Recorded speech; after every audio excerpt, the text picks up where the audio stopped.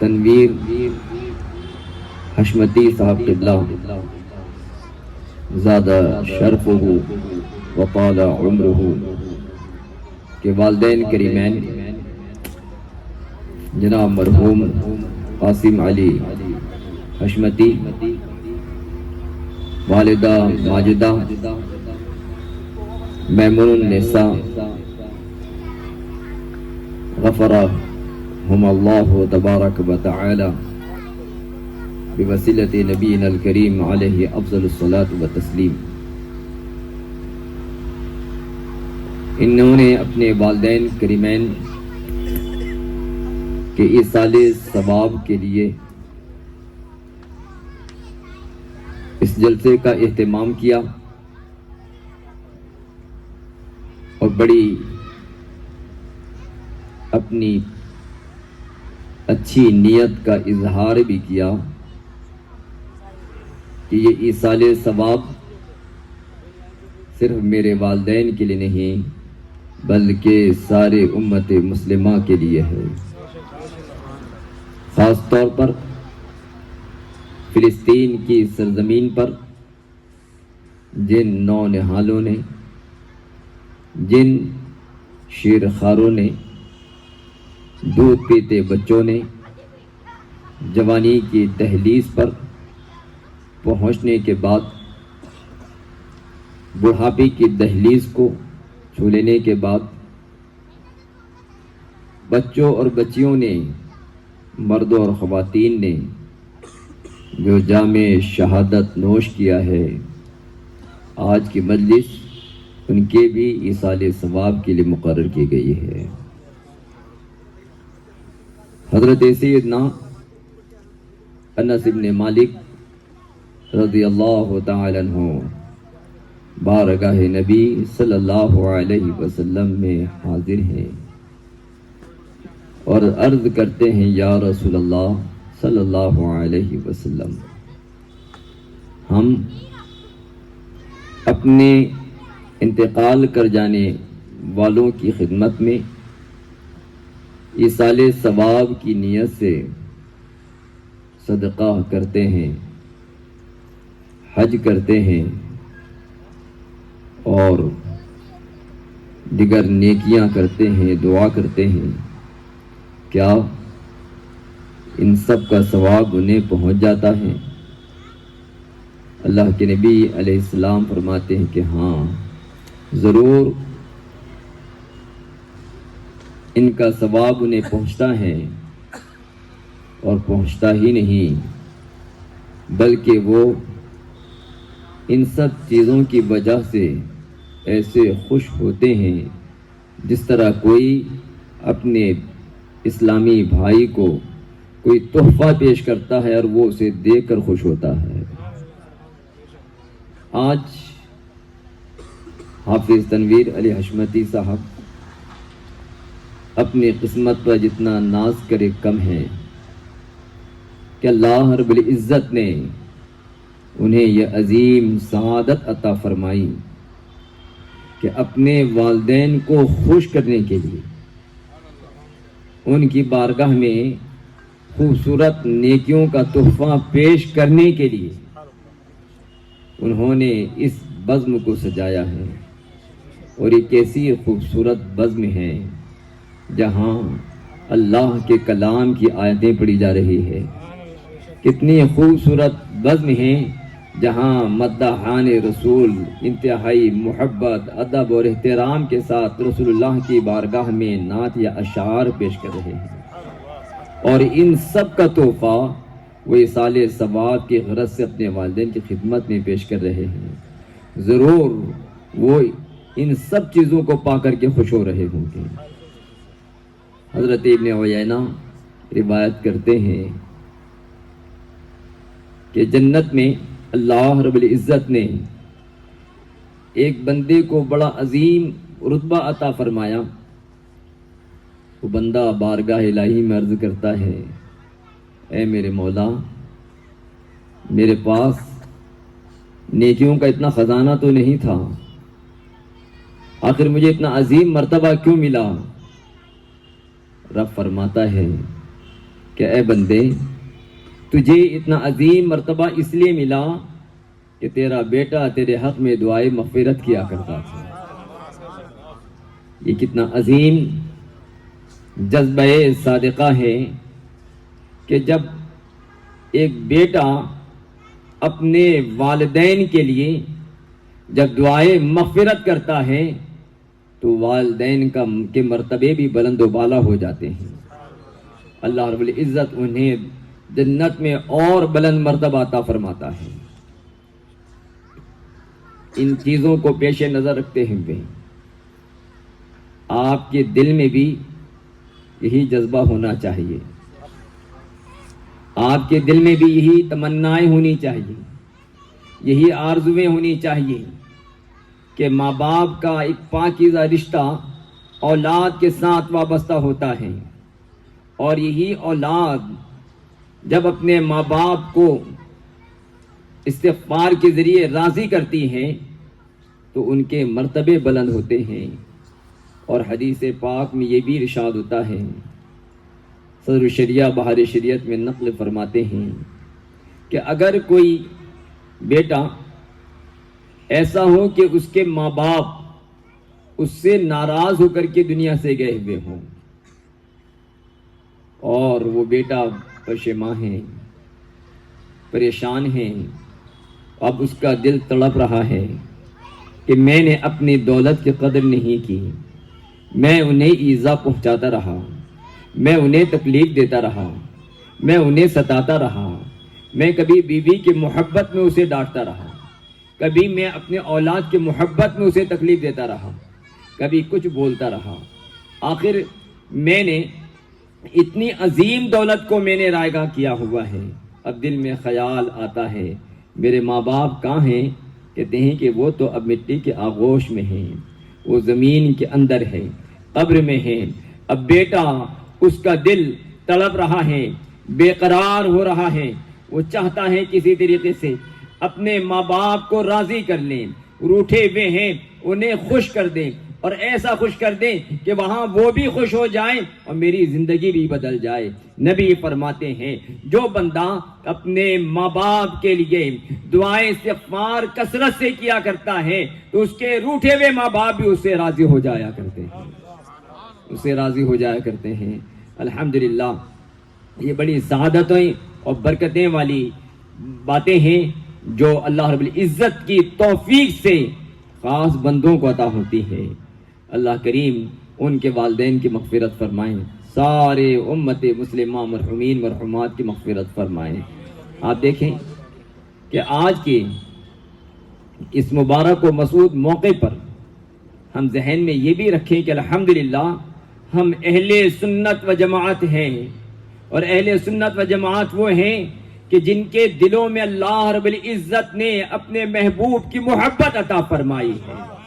ان کے سینے کو عشق رسول کے جلوے سے سرفراز فرمایا ہے،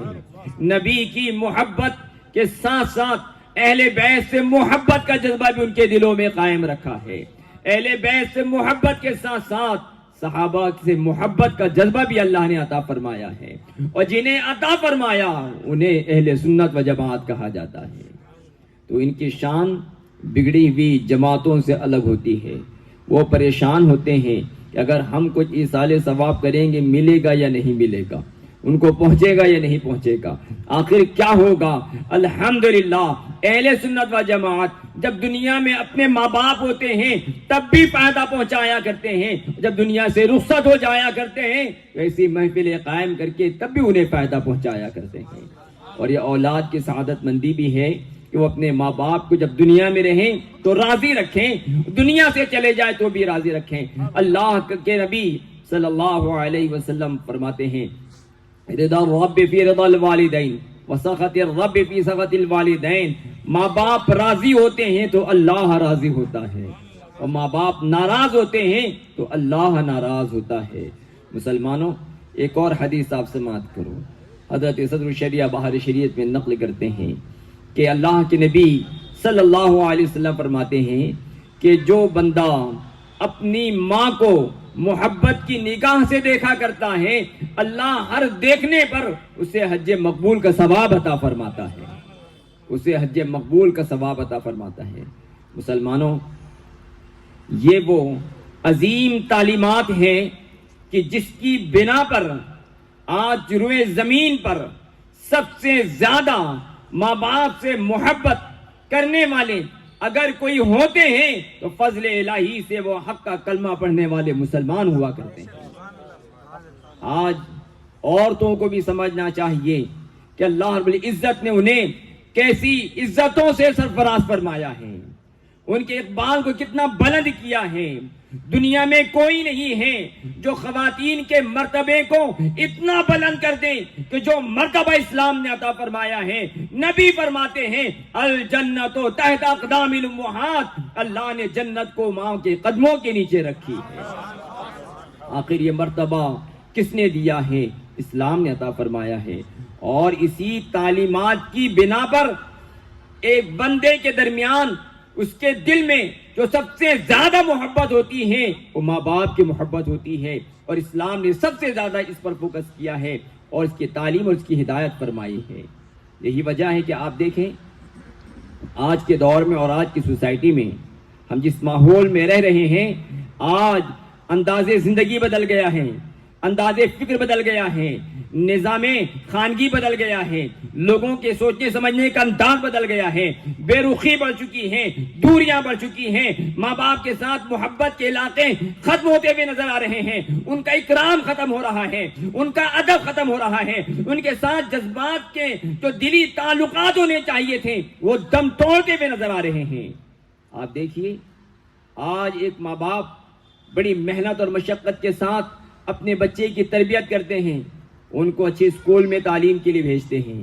اس کے بعد اچھے کالج میں ان کو ایڈمیشن کرواتے ہیں، اور زیادہ ان کے پاس دولت ہوتی ہے تو وہ ادر کنٹریز میں ان کو بھیج دیتے ہیں۔ آج آپ پوری دنیا کا سروے کریں تو کتنے وہ لوگ ہیں جو تعلیم کے لیے، جاب کے لیے، بزنس کے لیے ادر کنٹریز چلے جاتے ہیں، اور وہاں کے ماحول میں رس بس جاتے ہیں، ادھر بوڑھے ماں باپ اپنے گھر پہ ان کا انتظار کرتے رہتے ہیں، لیکن وہ واپس پلٹ کر آنا گوارا نہیں کرتے۔ آج دنیا میں ایسے بوڑھے لوگوں کو ٹھہرانے کے لیے اولڈ ایج ہوم بنائے جاتے ہیں جہاں کثرت سے تعلیم یافتہ طبقہ، مالدار طبقہ اپنے ماں باپ کو اسی اولڈ ایج میں لیا کر کے رکھ دیتا ہے، اور یہ بیماری سارے معاشرے میں ہیں۔ اگر تاریخ اٹھا کر کے دیکھیں، حالات کا جائزہ لیں کہ سب سے کم اگر یہ کہیں ملتا ہے تو الحمدللہ یہ مسلمانوں میں نظر آتا ہے۔ تو عورتوں کو بھی ناز کرنا چاہیے کہ اللہ رب العزت نے اولادوں کے دلوں میں عورتوں کا جو اکرام ماں کی شکل میں عطا فرمایا ہے، کسی اور نے وہ اکرام عطا نہیں کیا ہے۔ کہاں سے لوگ اپنی عزت کو تلاش کریں گے؟ عزت ملتی ہے تو اسلام کے دامن کرم میں ملا کرتی ہے۔ آپ دیکھیے آج لوگ بڑے آزادانہ ماحول کے دلدادہ ہوتے ہیں کہ آج ہم کالج میں جا رہے ہیں، لڑکے کالج میں جا رہے ہیں، لڑکیاں کالج میں جا رہی ہیں، وہ اپنے اسلامی تہذیب و تمدن کو چھوڑ رہے ہیں، اپنے انداز اسلام کو چھوڑ رہے ہیں، اصول اسلام کو چھوڑ رہے ہیں، اور اپنی مرضی کے مطابق اپنی زندگی گزارنے کی کوشش کرتے ہیں۔ لیکن اس طرح کی زندگی گزارنے والے ہمیشہ نقصان میں رہا کرتے ہیں، اور وہ صرف تنہا اپنے آپ کو نقصان میں نہیں ڈالتے ہیں بلکہ پوری قوم کو نقصان میں ڈالتے ہیں۔ اور آج کے دور میں تو مسلمانوں بڑے سنبھل کر چلنے کا دور ہے، ہوش و حواس کو سامنے رکھ کر کے اپنی زندگی گزارنے کا دور ہے۔ اگر ہم نے اپنے حالات کو سمجھا نہیں اور یوں ہی اگر ہم نے بغیر تدبر کے اور بغیر سوچے سمجھے دنیا کی تہذیب و ثقافت کو اگر ہم نے ایکسپٹ کرتے ہوئے زندگی گزاری تو ہمارے ساتھ جو حادثات ہونے والے ہیں وہ انتہائی افسوسناک ہوں گے۔ میں آپ کو ایک مثال پیش کروں، اسپین جہاں پر 700 سالہ اسلامی اقتدار رہا، جب یورپین کنٹریز نے سوچا کہ یہاں سے کسی صورت سے ان کا خاتمہ کیا جائے تو انہوں نے ایک پالیسی بنائی۔ پالیسی انہوں نے یہ بنائی کہ جگہ جگہ مراکز قائم کیے جائیں، وہاں اسلام کے اصول کے تعلق سے شبہات پیدا کیے جائیں، اسلام کے احکام کے تعلق سے شبہات پیدا کیے جائے، یہ تو سمجھ سے باہر ہے. یہ اسلام کی یہ چیز سمجھ میں نہیں آتی ہے. یہ آخر یہ چیز کیوں بنائی ہوئی ہے؟ آخر ان کو عورتوں کو پردے میں کیوں رکھا جاتا ہے؟ اس طریقے سے ذہن کو نوجوان نسلوں سے اسلام کو نکالنے کی کوشش کی گئی. اور دوسری چیز، انہوں نے جگہ جگہ شراب کے اڈے قائم کیے اور مفت شراب وہ نوجوانوں کو پلانا شروع کیا، اور اسی کے ساتھ ساتھ انہوں نے خوبصورت لڑکیوں کو ان کے گناہوں میں ڈبانے کے لیے وہاں مقرر کیا. اور جب یہ پوری قوم جب اس شہوتوں میں مبتلا ہو گئی تو جو 700 سال کا اقتدار تھا وہ سارا اقتدار ختم ہوا اور پوری بادشاہت اور نظام مملکت ختم ہوتی بھی نظر آئی ہے. آخری کس سے؟ یہ بدعملی سے. لوگ سمجھتے ہیں کہ ہم ایسا کر کے گزر جائیں گے، ہمارا کیا ہوگا. اتنے بڑے حادثات ہوتے ہیں کہ ہم سوچ بھی نہیں سکتے کہ کس طریقے کے بڑے سے بڑے حادثات ہو جاتے ہیں. آج ضروری ہے کہ نوجوان نسلیں وہ اپنا محاسبہ کریں، اور بچے اور بچیاں اپنی زندگی کے اندر اصلاح لے کر کے آئے کہ ہماری عزت و آبرو کا اگر کوئی محافظ ہے تو صرف اور صرف وہ مذہب اسلام ہے. اس کے علاوہ اور کوئی عزت دے نہیں سکتا، اور کوئی رفعت دے نہیں سکتا، اور کوئی عظمت نہیں دے سکتا. اگر کوئی دے سکتا ہے تو صرف اور صرف وہ اسلام ہے. آپ دیکھیے، کھلی آنکھوں سے آپ دیکھیے. آپ کہتے ہیں اور ہم بھی کہتے ہیں کہ یہ دور پڑھے لکھے لوگوں کا دور ہے، تعلیم یافتہ لوگوں کا دور ہے، ترقی پسند لوگوں کا دور ہے، ٹیکنالوجی کا دور ہے، ریسرچ کا دور ہے. انسان ترقی کے منزلوں کو آگے بڑھتا ہوا نظر آ رہا ہے. میں پوچھتا ہوں، اتنا ترقی یافتہ دور ہے، لوگ اتنے آگے بڑھ چکے ہیں، تو آج کے اس دور میں یہ کیوں سمجھانے کی ضرورت پڑ رہی ہے بیٹی بچاؤ اور بیٹی پڑھاؤ؟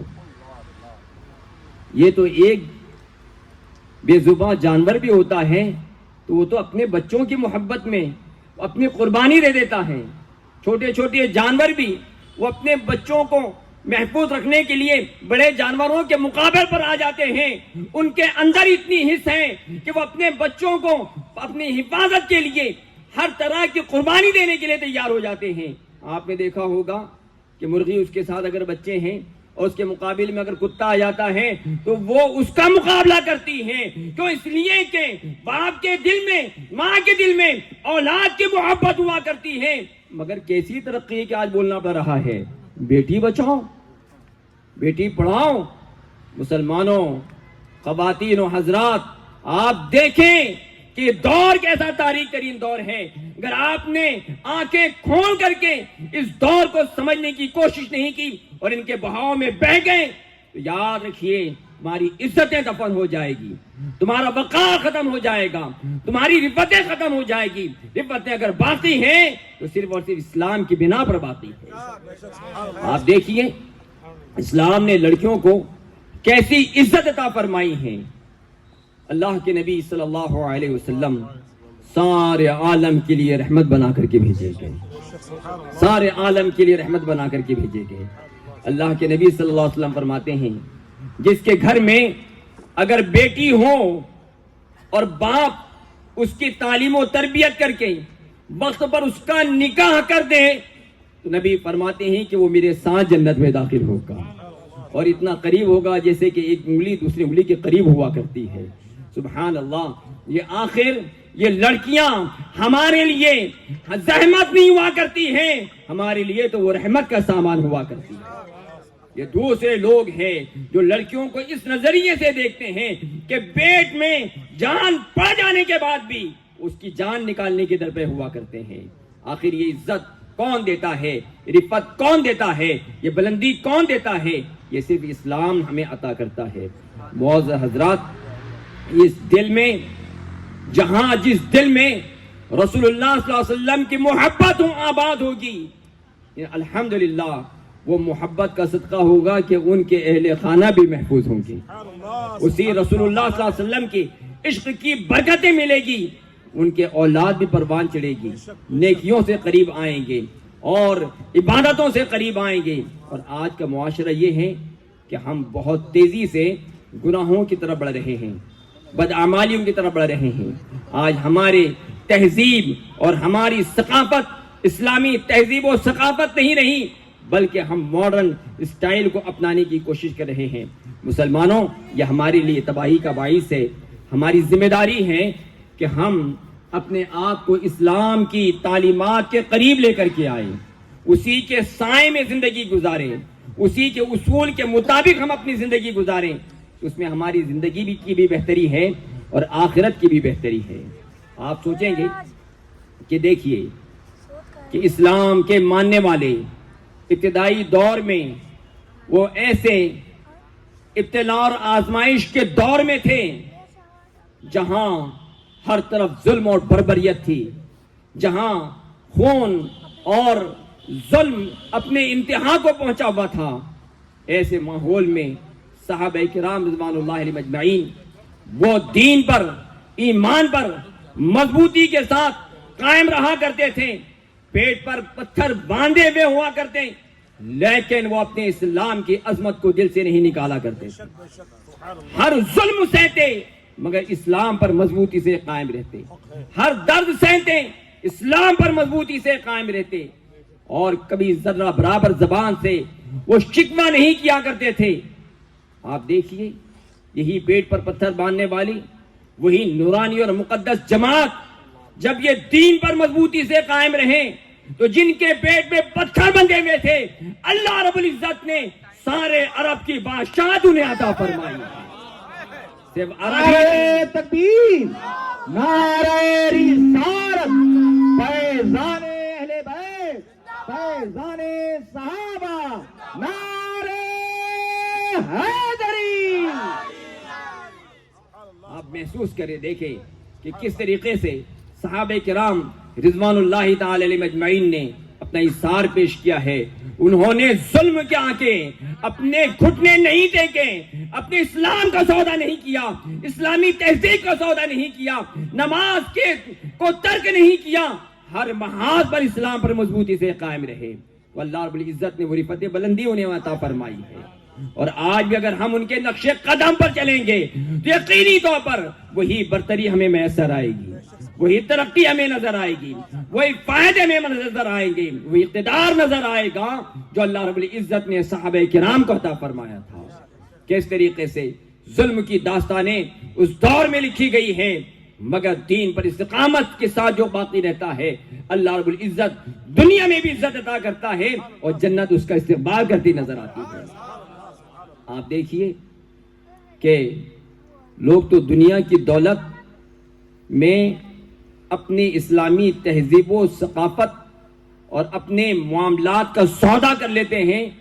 اور اسی کو بہتر جان کر بہت دور اصول اسلام سے چلے جاتے ہیں،